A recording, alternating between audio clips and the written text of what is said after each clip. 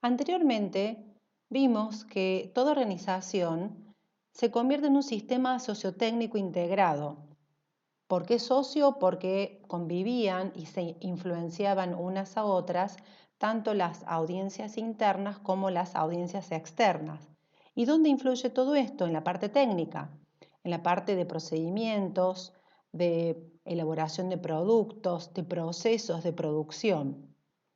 Esta permeabilidad que tiene la organización con el medio ambiente, tanto interno como externo, hace que sea dinámica, que deba adaptarse, que deba saber leer lo que ocurre tanto dentro como fuera de la organización y adaptarse a los cambios que vengan.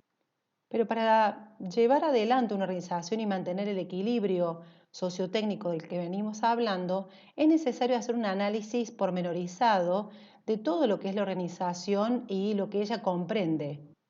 Para ello, recurrimos a Clemenson, que nos presenta 6 dimensiones de análisis de la organización para poder entender en estas dimensiones dónde pueden haber problemáticas, dónde hay que hacer ajustes, cuáles son las irregularidades y cómo deben adaptarse para convivir de manera interna y con el medio externo. Las dimensiones entonces que vamos a tomar para el análisis organizacional son las siguientes: proyecto, tarea y tecnología, estructura organizativa, integración psicosocial, condiciones de trabajo, poder político y contexto. A continuación vamos a analizar cada una de estas dimensiones con un ejemplo para que sea un poco más ilustrada la teoría que podrás ver en el TID y en el resumen de la información que te he dejado de la SP. El caso de análisis que vamos a tomar para ilustrar cada una de estas dimensiones es de un hospital. Si analizamos la dimensión proyecto, podemos decir que las organizaciones se crean y siguen adelante con el fin de lograr algo, o sea, de lograr un proyecto. Puede ser crear un producto, prestar un servicio. Este proyecto es lo que se conoce como la misión empresarial, que también le da vida a lo que es la visión de la organización y va acompañada de valores, creencias, es decir, su razón de ser. También sabemos que un buen proyecto debe ser transformado en un plan de acción que está compuesto por metas, objetivos, programas, políticas institucionales, incluyendo la filosofía, por supuesto. Todo esto debe ser expresado por quien dirija la organización y transmitido a sus miembros. Pero un proyecto no es estático, el proyecto se va transformando, de hecho surge con una idea al inicio, pero puede ir reformulándose a lo largo del tiempo. Va sufriendo modificaciones en su interrelación con la realidad interna y externa de la organización. Entonces, si lo llevamos al hospital, el proyecto podremos ejemplificarlo con dos aspectos. En este caso, definiendo que la misión es brindar servicios de salud a través de un modelo prestacional orientado a la satisfacción del usuario que aseguran una atención adecuada, eficiente y de calidad. También podemos definir la visión del hospital, que podemos indicar que se define como la de ser un establecimiento público de salud que contribuya a la formación del recurso humano, que garantice a los usuarios calidad, oportunidad y equidad en la atención, con personal plenamente competente y comprometido. Siguiendo con este esquema, a partir de esta misión y visión, se pueden establecer los programas de acción, las políticas organizacionales, objetivos por departamento, etc. Sabemos que el proyecto se desprende desde arriba hacia abajo, debe ser formalizado y compartido por los miembros de la organización, pero tiene una cantidad de niveles establecidos. Acá simplemente estamos eligiendo como ejemplo misión y visión. Para llevar a cabo ese proyecto, toda organización necesita delimitar tareas y necesita de tecnología para llevarla a cabo. Esta combinación hace que ese proyecto pueda lograrse. Dentro de esta categoría o esta dimensión es necesario establecer cuáles son las actividades, los procedimientos de trabajo, qué conocimientos son necesarios para los profesionales o el personal que desempeñe su tarea, qué materiales son necesarios como recursos tangibles y otros materiales simbólicos que también son importantes. Ahí podemos incluir usos, o sea, procedimientos, costumbres y también el conocimiento que tiene un profesional determinado o su experiencia hace a lo que denominamos material simbólico. La combinación de todos estos elementos hace que se desarrollen las tareas en pos de lograr la tarea principal, que en este caso de la organización es brindar salud. Entonces, partiendo de la tarea principal que es brindar salud, podemos, por ejemplo, detenernos en el servicio de enfermería y ver algunas de las tareas que se deben prestar en esa área, que podrían ser, por ejemplo, formular la doctrina, la política y los fines del servicio, siempre hablando de enfermería, integrar el equipo de planificación de la institución, participar en las evaluaciones de los programas, fijar normas y coordinar las actividades del personal de enfermería, y así podemos detallar muchas de las tareas que se cumplan en esa área. Yendo al ejemplo de tecnología, en este caso, no solamente podría ir, por ejemplo, la experiencia o el conocimiento que deben tener las enfermeras a partir de sus estudios realizados, sino que puede ser, por ejemplo, una computadora para llevar el día a día de los cuidados de los pacientes y la información de los turnos, todo el material descartable, inyecciones, tubos para sacar sangre, jeringas, apósitos, material desinfectante, sueros, material para hacer drenajes, etcétera, etcétera. Todo eso estaría dentro de tarea y tecnología de lo que es el servicio de enfermería. Lo mismo podríamos plantear para el área de cardiología o el área de medicina clínica o rayos. Cualquiera de las áreas del hospital debe tener detalladas las tareas y la tecnología que hace falta para cumplimentar esas actividades en pos del proyecto. Estructura organizacional es otra de las dimensiones que plantea Clemenson para el análisis de la organización y se refiere al conjunto de roles o posiciones oficiales, digamos, lo que está formalmente establecido y que forma parte del sistema organizacional. En un sentido amplio, digamos, el término estructura implica que exista un organigrama, la definición de las funciones que se asignan a cada puesto de trabajo, la descripción de las tareas de manera detallada, el mecanismo de las comunicaciones formales, los distintos tipos y niveles de autoridad, las relaciones que hay entre departamentos, sectores y los objetivos de cada posición. También se asignan funciones y responsabilidades. Dentro de la estructura organizacional es muy importante destacar que las personas van, vienen, pueden estar o no, pero los roles, los puestos de trabajo y todo lo que implica la estructura permanece estable. Mientras mejor esté definida esta dimensión dentro de la organización, menos se depende de la persona en sí para cumplir estas funciones y más ordenado es la transición, por ejemplo, de un puesto a otro o de una persona a otra para cubrir el mismo puesto. Pero también hay que destacar que en cuanto a la estructura, podemos encontrar 4 estructuras organizacionales, incluso que convivan simultáneamente dentro de la organización.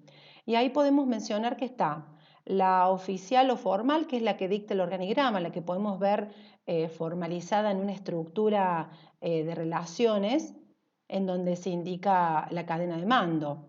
Después está la presunta, que es la estructura que perciben los miembros de la organización como real, que puede o no coincidir con la del organigrama.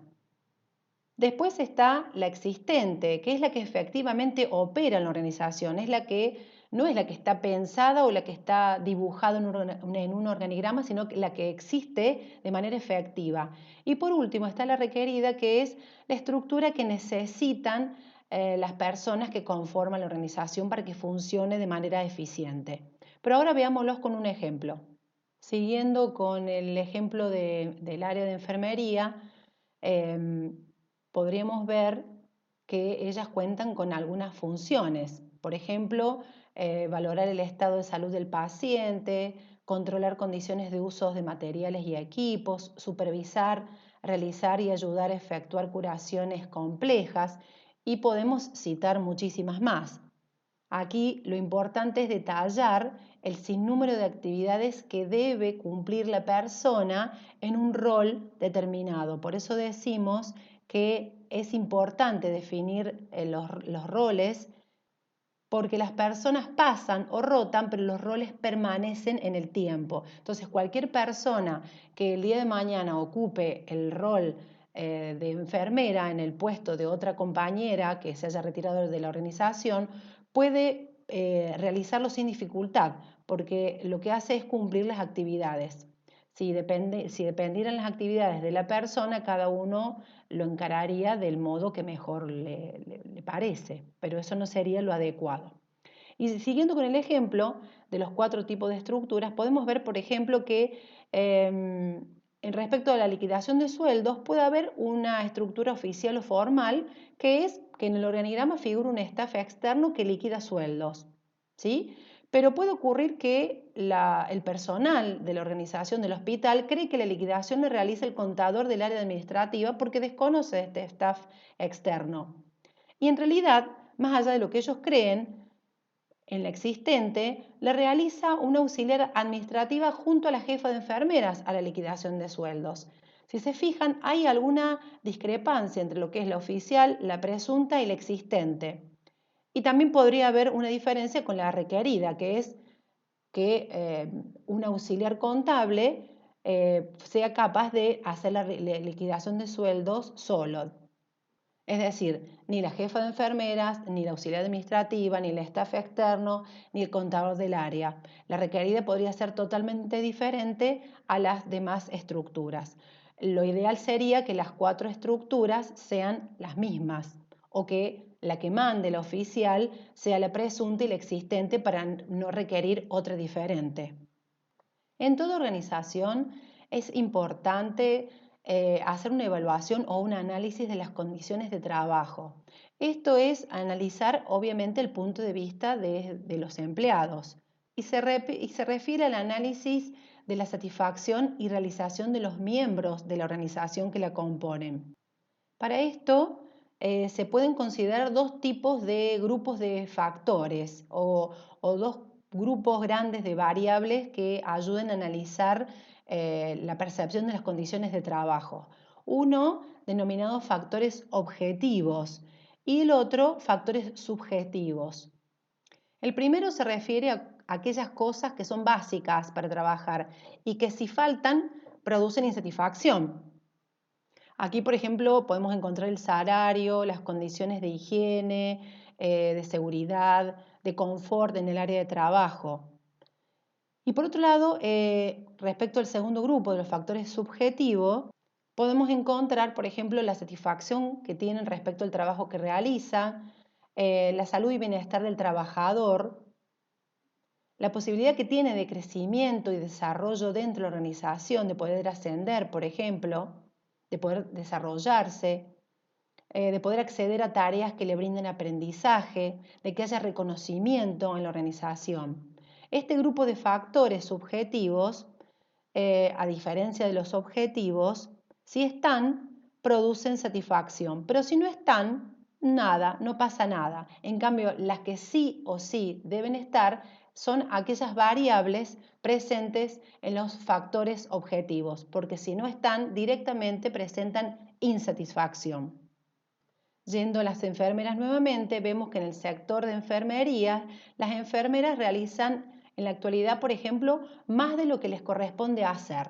¿Sí? Estamos hablando de la cantidad de trabajo. Hay sobrecarga en algunos turnos, en este caso el de la mañana. También presentan una irritabilidad, una insatisfacción respecto del sueldo porque no les alcanza para su situación y tienen que buscar trabajos extra. No tienen, por ejemplo, un área para preparar los alimentos. no tienen un lugar de vestuario donde puedan cambiarse y la provisión de uniformes se da solamente una vez al año. Tampoco se contemplan instancias de participación tales como reuniones de trabajo. Obviamente que esto es un ejemplo a partir del análisis que se ha desprendido del hospital. Esto se hace a través de relevamiento de datos, por ejemplo, con charlas, entrevistas, cuestionarios.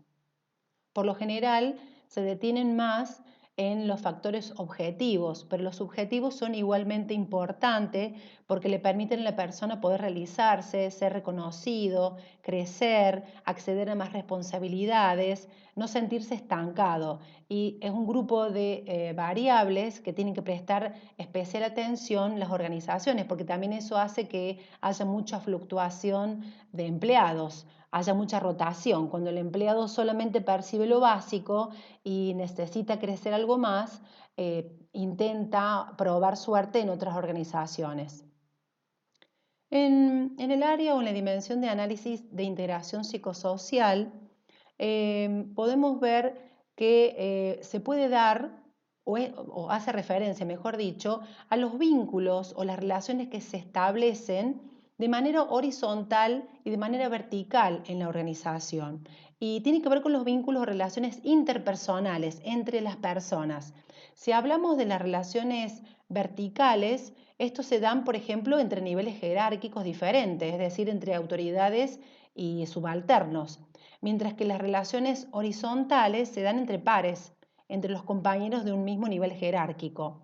También se presta atención aquí a la comunicación formal e informal, a cómo viven el clima emocional, el clima laboral, cómo trabajan, pero desde el punto de vista de las relaciones y qué tipos o estilos de comunicaciones permanecen entre estas interrelaciones. Por ejemplo, en el hospital podemos ver que en el plano vertical los médicos actúan independientemente y ven a su directora como un par, es decir, como un colega más y no como un superior al cual deben escuchar y dirigirse en casos de conflictos o necesidad. Bueno, ahí claramente se puede analizar que hay una incompatibilidad en estos roles porque no le están poniendo en el lugar de la jerarquía que corresponde y no están respetando el rol, sino que están manejándose de manera independiente. Entonces dejan en tela de juicio el tema de las responsabilidades, de la cadena de mando, de protocolo de procedimientos, ¿sí? Y de quién reconocen como autoridad en cualquier situación. Observando, por ejemplo, el eje horizontal, que es donde se destaca el vínculo entre enfermeras y médicos, ahí hay conflictos, se presentan conflictos por el sistema de trabajo. Todo implica una desproporción en la carga de trabajo en ambos tipos de profesiones y esto hace que ocurran problemas entre estas dos áreas. Entonces, claramente acá se ven, por ejemplo, en dos planos diferentes, distintas anomalías que obviamente hay que atender desde la comunicación, desde la formalización, desde la vinculación, y todo esto también debe confirmarse, por ejemplo, con lo que ya hemos visto anteriormente con el tema de estructura organizacional y tareas, por supuesto. Yendo ahora a lo que se conoce como poder político, sistema político, grupos internos de poder, que es otra de las dimensiones de Clemenson, aquí lo que tratamos de hacer énfasis es de analizar qué es lo que ocurre de manera paralela en la organización. Es decir, tenemos sí o sí un orden formal, un esquema formalizado y estable, pero ocurre que toda institución posee un sistema de autoridad que se ocupa de la conducción diaria y formal, pero que paralelamente coexiste con este sistema formal uno de tenor informal que se organiza de manera espontánea, es decir, las personas eligen este grupo de poder y es interno, tiene intereses que le son propios, que probablemente no tengan que ver con el objetivo organizacional, pero de alguna manera convive con el sistema formal, entonces tiene que negociar permanentemente. Este sistema de poder obviamente que surge por los vínculos entre los integrantes y la afinidad que tengan entre ellos. No hay nada preestablecido, no hay nada protocolar, no hay nada que venga establecido por la estructura del organigrama, si se quiere. Surge de manera espontánea. En el hospital, por ejemplo, existen representantes informales, puede ser uno por área, no necesariamente que sea la jefa de enfermeras, puede haber una enfermera que sea un poco más líder dentro del equipo. Lo mismo puede ocurrir con los médicos y que tengan trato con gremios, sindicatos y que mantengan un diálogo fluido con los encargados y directivos. O sea, los integrantes de este grupo de poder lo que hace es mantener las negociaciones o las comunicaciones o relaciones de manera fluida entre los mismos compañeros o los mismos integrantes de la organización y las áreas jerárquicas o los entes externos como los sindicatos y gremios. Pero obviamente no responde a ningún grupo formal. Bien, por último vamos al área de contexto, que es la última de las dimensiones que vamos a abordar. ¿Y por qué la analizamos? Porque Clemenson plantea que la organización es permeable a lo que ocurre en el contexto, es decir, no es ajena a lo que ocurre fuera de la organización. Y para eso necesita analizar el ambiente que tiene fuera de la empresa para poder analizar esa dinámica y acomodarse a ese contexto. Es decir, no es un ente aislado, es permeable a todo lo que sucede en el contexto y afecta el funcionamiento de la empresa. Allí, por ejemplo, podemos encontrar a clientes, proveedores, aspectos tecnológicos, factores políticos, económicos, legales. Todas estas variables afectan al entorno, al contexto de la organización y también marcan un escenario en el cual la empresa se mueve. Entonces, para que una organización pueda tomar decisiones sobre contextos delimitados o analizados y la posibilidad de acceder a recursos y materiales, debe entender en qué tipo de ambiente se mueve. Y para eso vemos que se han clasificado 4 tipos de contextos: aquel que se llama fortuito, agrupado, perturbado o turbulento. Por ejemplo, dentro de lo que es el contexto para la organización, en este caso del hospital, analizamos 2, el económico y el político-legal, pero pueden haber muchos más, obviamente. En el económico, ¿qué encontramos? Una gran pobreza y alto índice de desocupación, cierres de fábricas, toma de las mismas por parte de los empleados. Esto no es ajeno al hospital. Esto que ocurre fuera del hospital influye en las políticas del hospital porque implica a lo mejor más personas que accedan al servicio público, por ejemplo.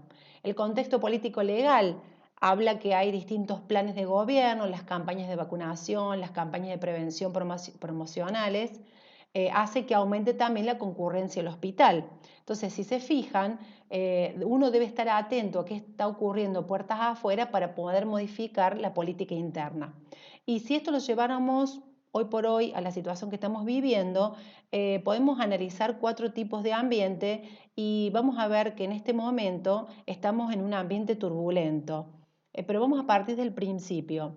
Un ambiente fortuito se da cuando, en este caso, hay médicos en cualquier lugar de la región. Es decir, cuando los recursos pueden encontrarse sin dificultad en cualquier parte, recursos ya sea humanos o materiales.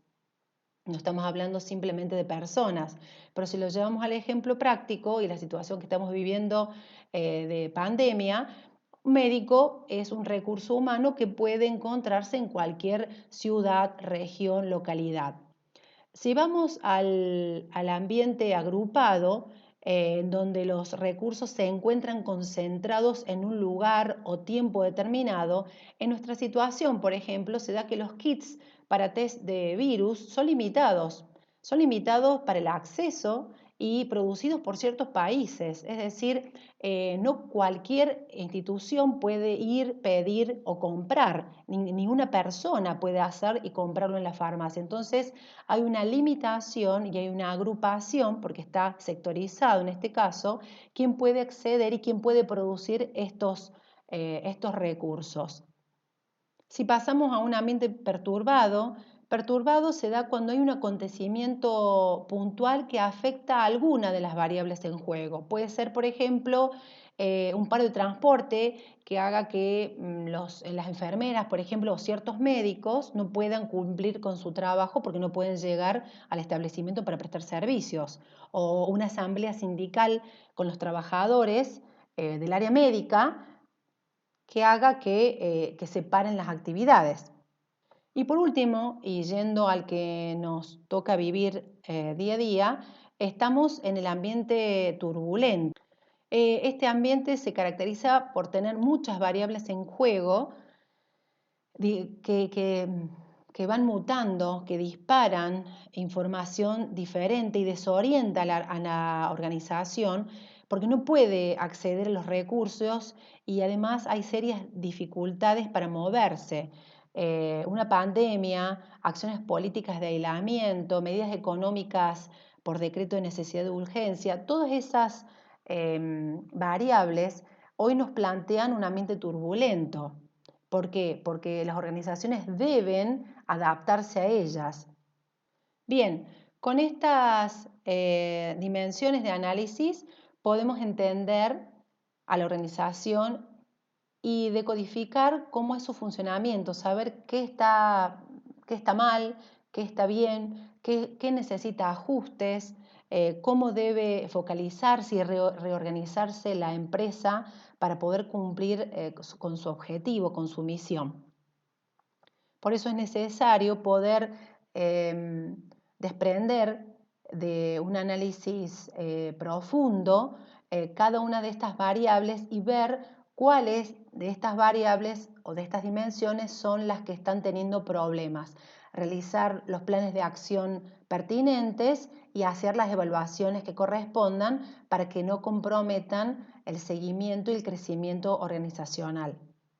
Todo esto obviamente puede hacerse a través de una investigación interna dentro de la organización, utilizando metodología de relevamiento, como ya les mencioné antes, como encuestas, entrevistas, observaciones, etc. Entonces, a modo de cierre, podemos decir que este análisis de las dimensiones que plantea Clemenson es altamente importante para poder conducir con éxito esta idea, este proyecto organizacional y mantenerse en el tiempo, logrando un equilibrio entre lo que decíamos la audiencia interna y la audiencia externa para poder reprogramar o reelaborar esta parte técnica de procedimientos y procesos de manera exitosa.